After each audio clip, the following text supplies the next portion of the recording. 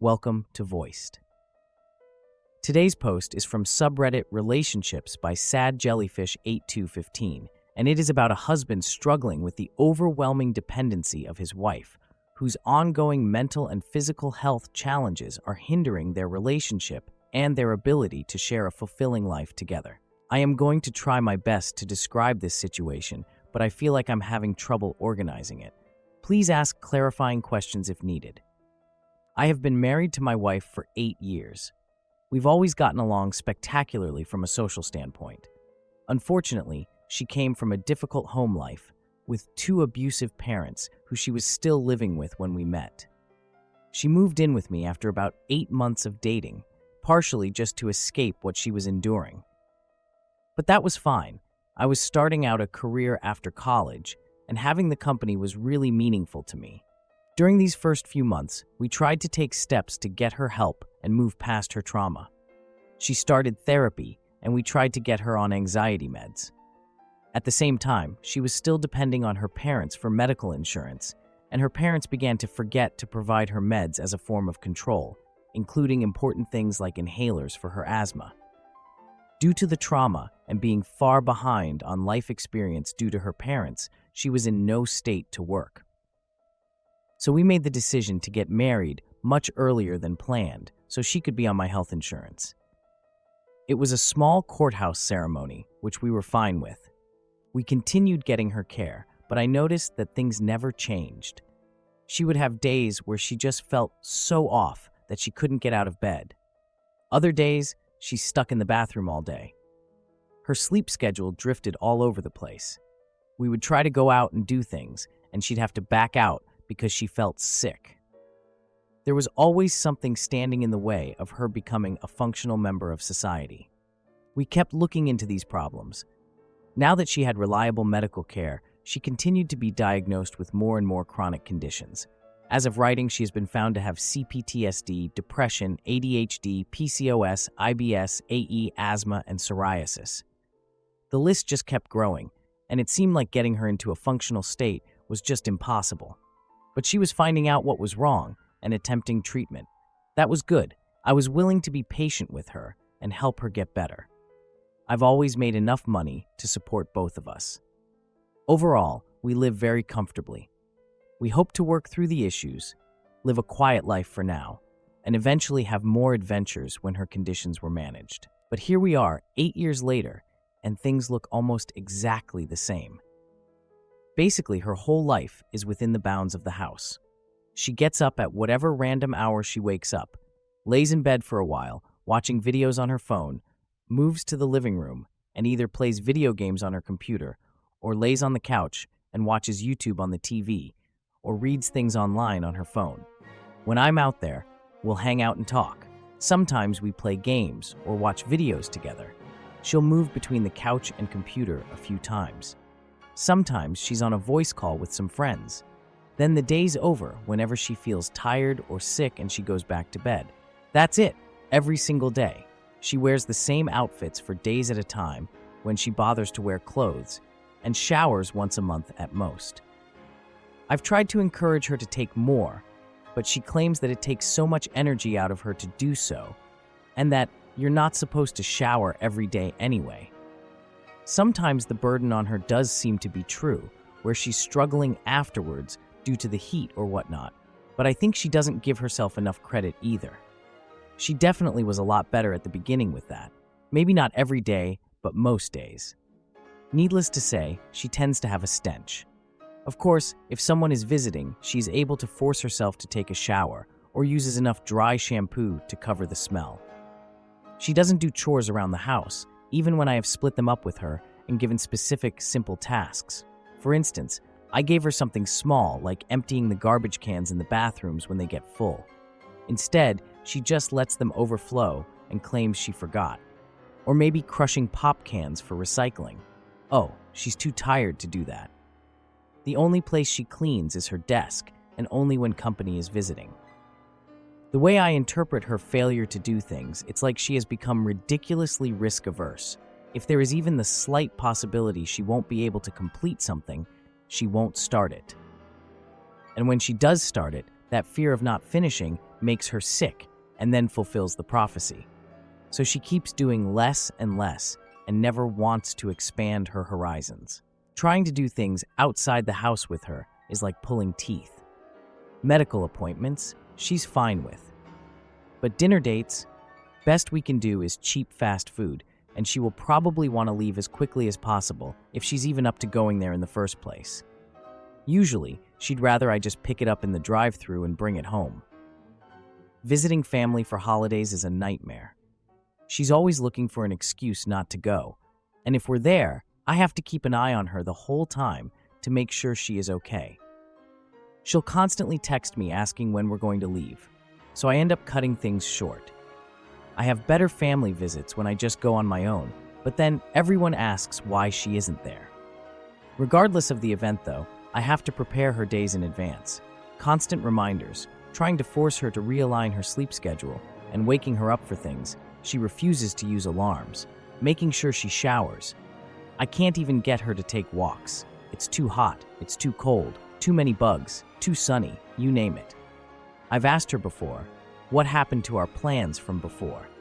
But now she says she isn't really all that interested in going out and doing things now.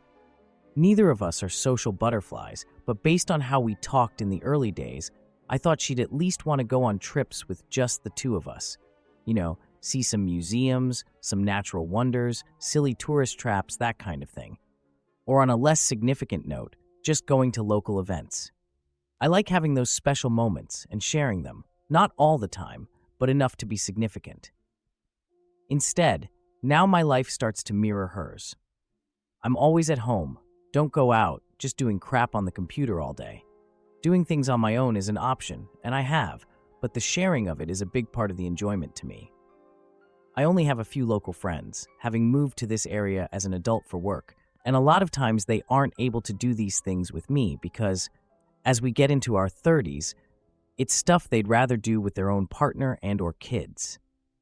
The problem is, as long as we're just at home hanging out, having fun, and talking to each other, everything is great, and because we're home a lot, it ends up masking some of the issues. We get along so well in that respect, and have a deep comfort with each other to just be ourselves, warts and all. We very rarely argue. She is never mean to me, and always thankful for what I do. She always seems well-intentioned, and while I'm not the best at reading people, she always appears genuine to me. But I can no longer envision us doing anything more than being at home. No trips, no special events, no accomplishing things together. Hell, I can barely even picture us cooking dinner together. Whether it actually is her health or trauma or just some kind of internal unwillingness to grow, it's apparent that she isn't growing with me and probably never will. I know I have unintentionally enabled her this whole time. It has been the path of least resistance as I navigate the challenges of life and my own personal struggles. I haven't been able to decisively put my foot down. Every time I do, I end up backing off. When I have tried to have discussions about this, it always ends the same way. She starts sobbing, claims she's trying her best, and goes mute for days. So of course I stop trying to fight her. What's the point? I already know how it's going to end. Obviously, there's a mental health component here. Maybe the trauma really did break something inside her. Unfortunately, she seems resistant to treatment. Not as in she won't get treatment, but that none of the treatments are doing anything. She's been trying different medications for years now, with nothing making her budge, with the exception of finally eliminating most of her trauma nightmares. That's a good thing, of course. She goes to therapy, but that doesn't seem to help either. In fact, once the therapist said that she didn't think she could make any more progress because my wife wasn't taking any action. That stopped the therapy for a while, but she has recently started going back. I'm still not seeing any action coming out of it. I wanted her to try EMDR therapy for her CPTSD, but she thinks it's pseudoscience despite reading plenty of research showing it works. I can't force her to. She's an adult. Last year, I noticed my own executive function declining and sought help. During that time, I did a lot of introspection as well. I suddenly realized just how messed up this all was. I tried to tell her that I had long-term doubts unless we could turn this all around. It ended exactly as described above. We ended up trying couples therapy, which brought many good ideas to the table and reminded us of the idea of compromise.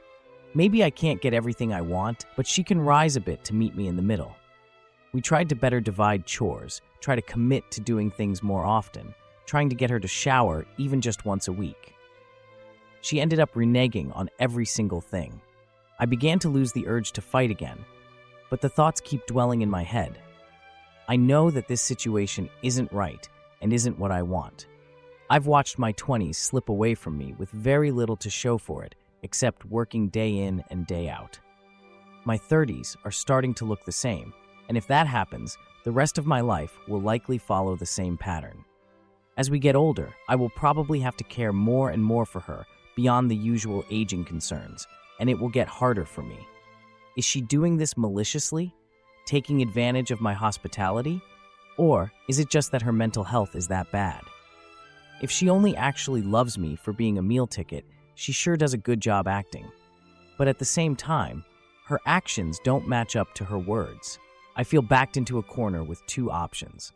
1, keep the status quo and keep slowly trying to help her as I keep shedding years off my life. Or 2, divorce her, free myself of the burden, and try to start over. Which sounds simple enough, but I will likely still carry a great burden. I know she believes there are no options for her outside of this marriage. She said before in passing that if it ends, for instance, if I get in an accident and die, she's killing herself. No ifs, ands, or buts. I know this is a classic sign of an abusive partner. I also know that she probably isn't bluffing. She made attempts before as a teenager, before I met her. Can I risk that? I don't want her to die. And I know that if it's a direct result of my desires, that I will always consider myself responsible. To me, it would effectively be making a statement that I considered my life to be worth more than hers. She's also technically right that there's nowhere else to go. She has no college education, no work experience, no driver's license, no credit history, no local friends, no family she interacts with, and basically no exposure to adulting, so to speak. There's no other support network than what I provide. If I leave and she does stay alive, she has few options. She can't even go back to her parents. Not only are we estranged from them, but I understand that they are now both hospitalized and nearing end of life due to poor lifestyle choices. I've tried to build a safety net for her just in case, but she just has no interest in it. Driving. I don't have anywhere to go, or I think I'll get distracted and crash. It's too dangerous. School. She just refuses to ever go back, says she can't bear to do it again. There's an excuse for everything. I came into this leveraging my good position in life to help someone I loved who was in need. But at this point, it just feels like my gifts were squandered, maliciously or not. I set myself on fire to keep her warm, but my wick is just about burned out. As a friend said, it's like I am taking care of a child. I still love her, but less as a partner and more as just someone close to me, like a family member. Yes, I know a spouse is technically a family member. You know what I mean. The romance is gone, and I can't see her as an equal like this. If she got better, would the feelings come back? Maybe, but my hopes are so low, they might as well not exist. Is there any hope left to get her on the path to growth? If not, what can I do to help her find her footing after me and avoid having her death on my conscience? My wife has many illnesses and uses them as an excuse to basically be a NEET and just sit around all day. I think she can do better, but no longer has the willpower to. I realized I want more in life, but I'm worried if I leave her, she will just kill herself. Wow, that's such an intense and heartbreaking situation. It sounds like both of you are in a cycle that's incredibly tough to break.